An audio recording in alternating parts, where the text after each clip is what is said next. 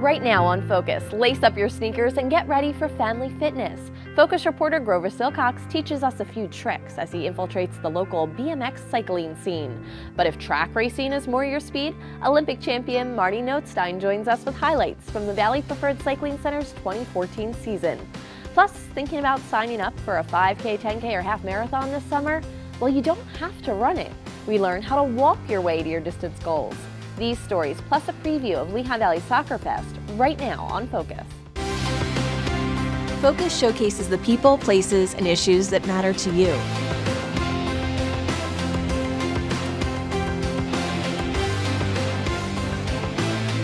Everybody has a story. These are the stories that uplift and inspire right here in your neighborhood. Focus on what matters. You never know what you're going to see when you tune into Focus. Support for Focus is provided by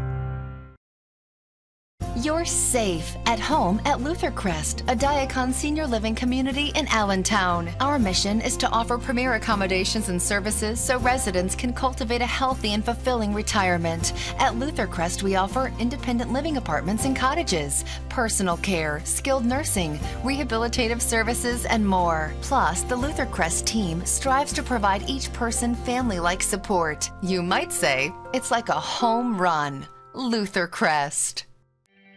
News doesn't stop. We cover it 24/7, 365, because that's what our readers demand from us. You need to know what's going on, who's playing by the rules, or who's breaking them, who's winning and who's losing. The full range of the human experience plays out every day in the pages of our newspaper and website. The platform you choose to engage with us is your business. Delivering the news is ours.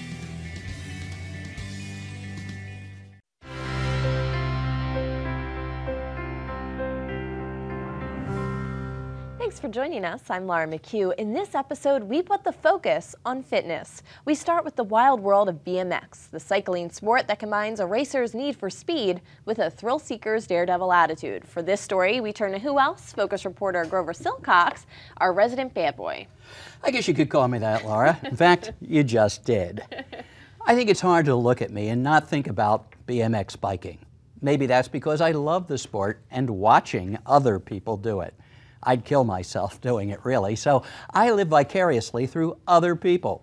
By other people, I mean some local Lehigh Valley cyclists who make grinding a rail, jumping hips, and doing 360s in midair look easy. Take a look. At the first hint of warm weather, BMX cyclists spring into action.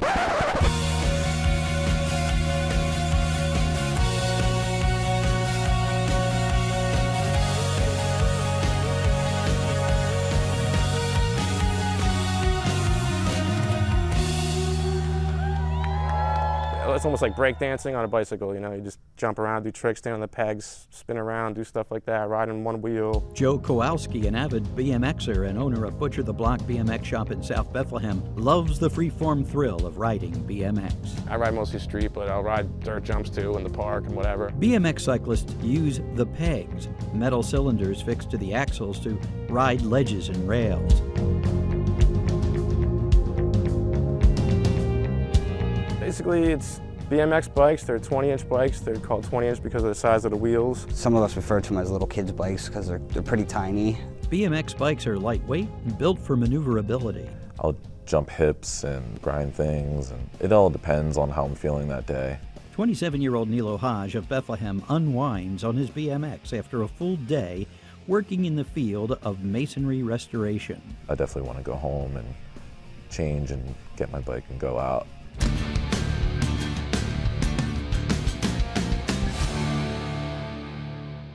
A lot of people do like 360s. It's not a basic trick. It's not like you pick up your bike and magically you can 360. When it comes to BMX riding, you've got to hop before you can spin. You have to learn the bunny hop. That's like the basic trick. You kind of need that trick to start doing all the rest of them. Adam Raymond, a hairstylist from Easton, avoids the flips but loves the edges.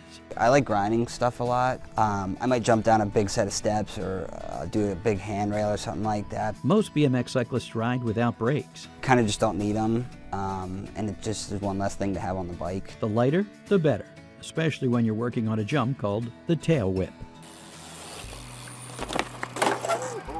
Of course, you can take a beating learning and perfecting these stunts. You have to be willing to try things, knowing that you could fall. After a while, you become dull to the pain. Like those who skydive or bungee jump, BMXers often risk life and limb for the rush. I'm not a smooth guy. I tend to jump off big things and stuff, like to grind big rails and ledges. The guys warm up at the Bethlehem skate park where they can practice and try new tricks with fellow BMXers. It's a concrete park that a lot of skateboarders and BMXers from the area here, we all had input on it and gave ideas for it and helped raise money for it. We kind of start out usually at the skate park just to warm up a little bit.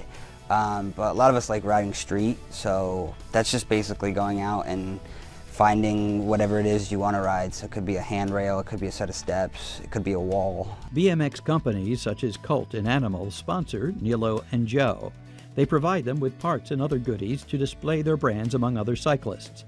Some BMXers get big sponsors and go pro. But for most of these cyclists, it's all about fun and freedom.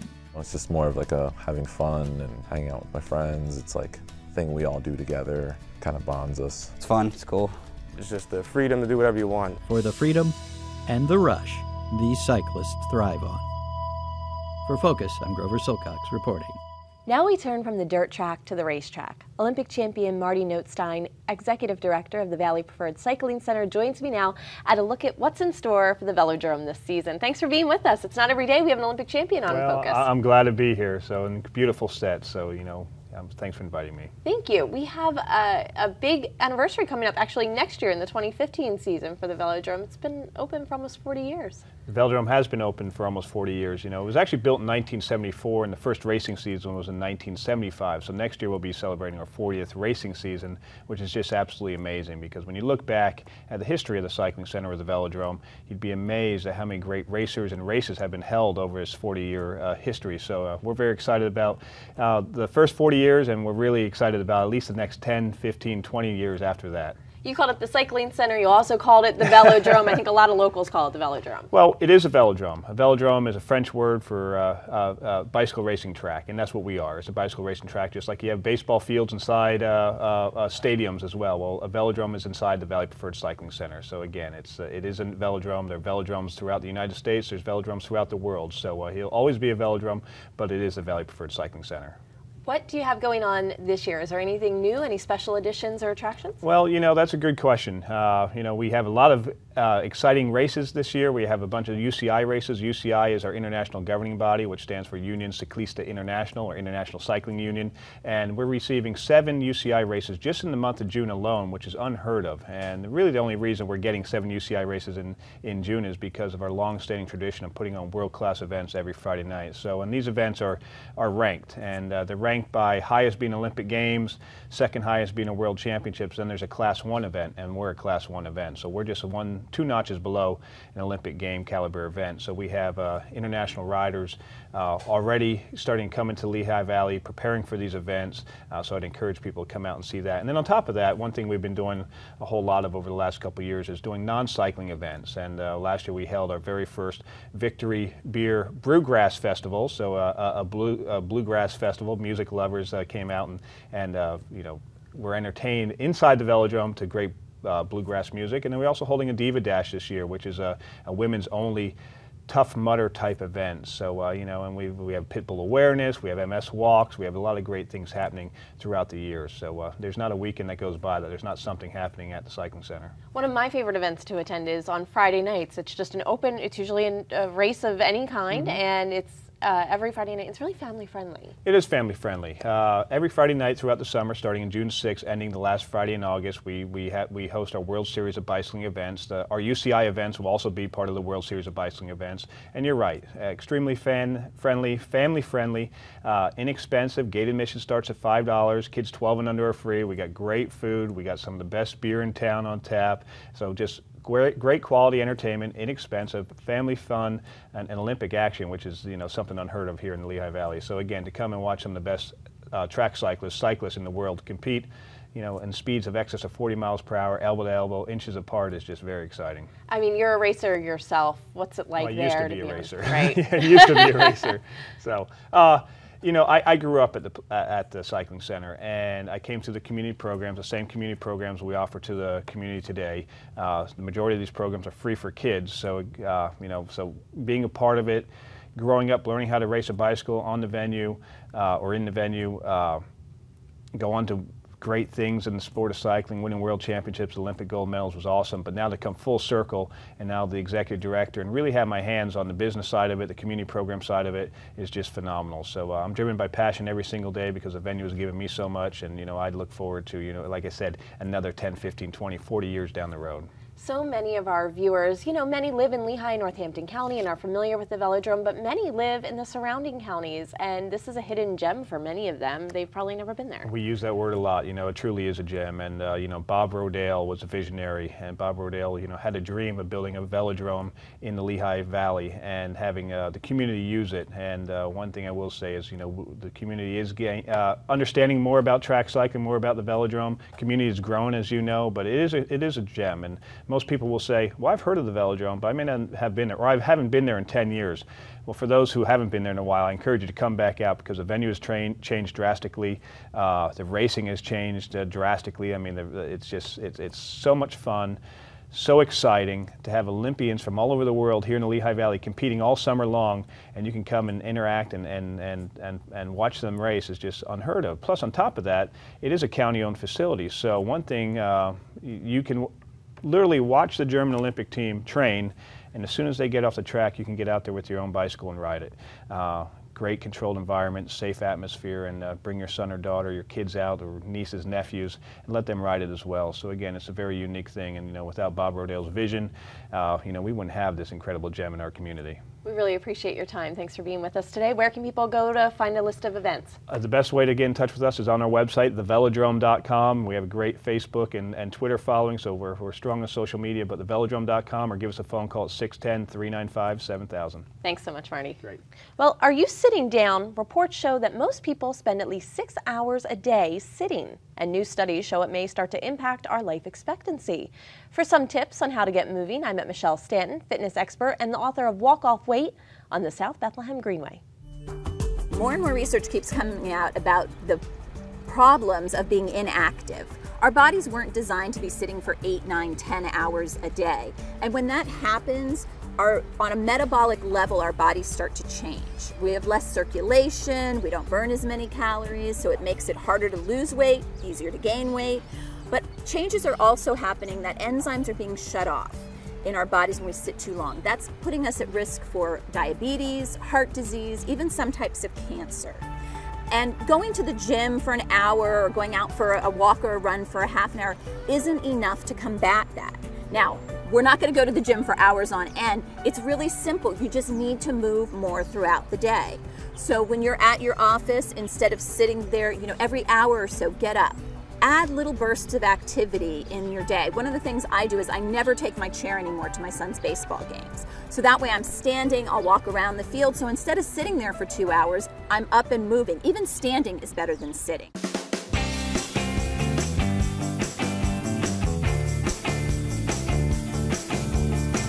So Michelle, many of us have signed up to walk 165 miles with Get Your Tail on the Trail, and it seems like a daunting task when you think of it as 165 miles at once.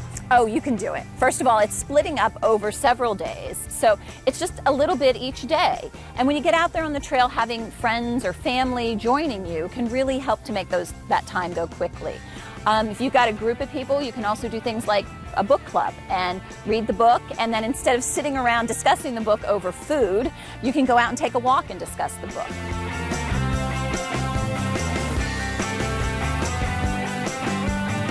Now, what if I'm by myself? Are there any apps that I can download on my phone to help keep me motivated? There are a lot of good apps out there. There's one, it's called The Walk, and if you like spy thrillers, it's just audio. It's like an audio book, but as you walk, it tracks your miles, and the story progresses only as you walk. So if you want to find out what's going to have to happen next, you've got to log those miles to unlock stories in the app itself. There's another one which is called Virtual Walk, and that you can choose areas. So you could choose Washington, D.C., for instance, and pick a route. So you actually have to walk the distance, and it will then tell you about landmarks along your route. So for example, in the mall down in Washington, D.C. It encourages you because you see that there's a little icon. You've got to go another half mile and then you're going to, hear this story or a bit of history. So those are fun ways to keep yourself motivated. Now, when we talk about walking our way through history in those apps, there's an actual half marathon coming up where you can actually do that in the Lehigh Valley, but not in the virtual world, in the real world. In the real world. The Delaware and Lehigh Heritage Half Marathon is in November, so it's not too early to start training. And this year they're making it walker friendly. So there's a 4.5-hour time limit, which makes it very doable for walkers. I've created training programs on my website at mywalkingcoach.com, and it's all levels. So even if you aren't walking right now, there's a program that gets you going and helps you slowly add those miles. 13.1 miles can sound a little daunting, but I take you through it nice and easy, step by step, and you slowly build those miles. And what happens is it's really a great boost in confidence when people start and you go there at that event and you cross that finish line. And having that big goal, so it forces you to stay on track and keeps you motivated because you know you have to do the training in order to achieve that goal. But Michelle, I don't think I've ever walked farther than a 5K before. You can do it. The training programs take you from 0 to 13.1 miles very gradually. It builds the habit and then you add the distance, just a mile each week. And before you know it, you're at that distance. Plus there's going to be a lot of support along the way. Thanks so much for the inspiration, Michelle.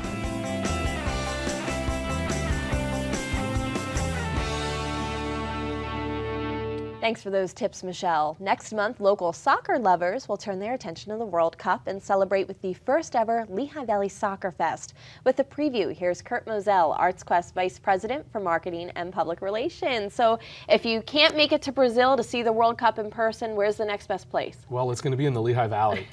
And what we've done is we've really tried to emulate the fan fests that have taken place in Europe during the 2006 and 2010 World Cups that were very prominent in Germany. And that's really bringing an experience to the Lehigh Valley community that offers viewing of a lot of the games and so much more. How great is our soccer interest in the Lehigh Valley? You know, it's incredible. The process of putting this event together and working with our committee to do so, from the corporate support to the local youth soccer organizations in the Lehigh Valley and Eastern Pennsylvania Youth Soccer, which has over 130,000 playing members, has been tremendous. There's a tremendous passion for soccer here. And so this is going to include viewing parties, kid-friendly activities, music. When is it and when can people? Sure, exactly. The dates of the event are June 12th when the World Cup begins with Brazil playing Croatia. Down here we'll have the 27-foot wide screen on the town square right between our two buildings, and it will play to the town square and to the Levitt lawn. So about a viewing area for about 3,000 people will be accessible. And the games go that first weekend, the 12th through the 16th, culminating with the United States versus Ghana. And we just received approval from ESPN that they're going to be here that night showcasing our fan festival to the country. And then the second weekend, it's the 19th, which is Thursday, through the 22nd, culminating once again with the United States playing against Portugal in their second round of pool play. And so being right here on the Steel Stacks campus, it's really symbolic because Bethlehem Steel had this wonderful soccer club for 15 to 20 years, and it started almost 100 years ago. You know, you're exactly right, and I get the chills even thinking about the synergy with the history to what we're accomplishing here now. Charles Schwab had started this team in the 19-teens, and he basically acquired some of the best players in the world to come and work at Bethlehem Steel.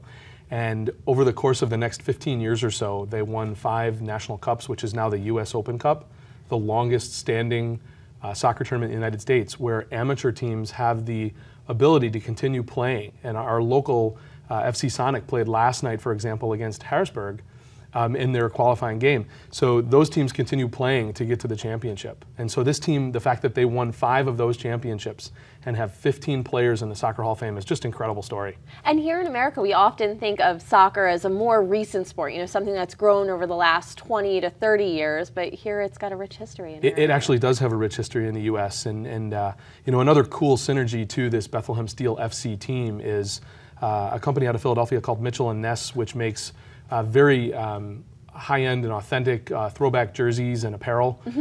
They contacted us about getting involved with this, and they're creating a whole line of Bethlehem Steel products, from scarves to hats to shirts and different wearables. So it's again some of the cool things that you'll find at this event. And this is going to be open to families, not just adult soccer fans, correct? It's a free event to the public, and our goal with it is to really showcase this campus and what PBS and ArtsQuest and everyone have brought into the Lehigh Valley with soccer experiences and more than that. So the youth that are playing, combined with that international passion of the Latino influence on the south side of Bethlehem, will all be intermingled together, very similar to the experiences you might find in Europe and South America.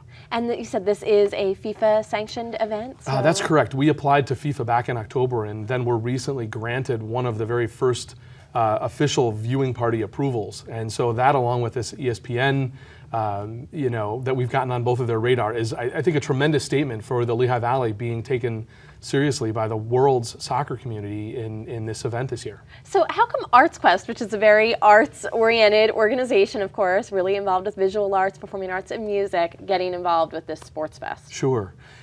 It came about because I had a soccer background and was approached by a couple of the members on our community from Spark and Discover Lehigh Valley and Lehigh Valley United, which is a local soccer club. But the concept of the event was to embrace the passion for soccer and the World Cup and really tie it into the arts and culture that already exist on the campus. So we'll be tying that in through offering all these different youth and adult soccer experiences, but then complementing it with concerts at the Levitt Pavilion each night, and even to the amount of detail where when England is playing Italy or Japan is playing Greece, we'll have bands in those genres playing after their game. So really tying in the culture, and we'll be reaching out to St. Nick's Church and working with them on having their church community come down and support the Greek team that's playing, and then the Greek band that they already know, all in one cultural experience. Kurt, thanks so much for sharing this information. Where can people find out more? Sure, we have a website set up called lvsoccerfest.com where fans can go find out more information, register to get on our email list, and the event's free to the public. So anyone can come down anytime and experience as much as they want of it at no cost. We always appreciate it, Kurt. Thanks so much. Thanks for having me on. Well, that wraps up our show. Thank you at home for joining us. We'll see you back here next week. Until then, remember to focus on what matters.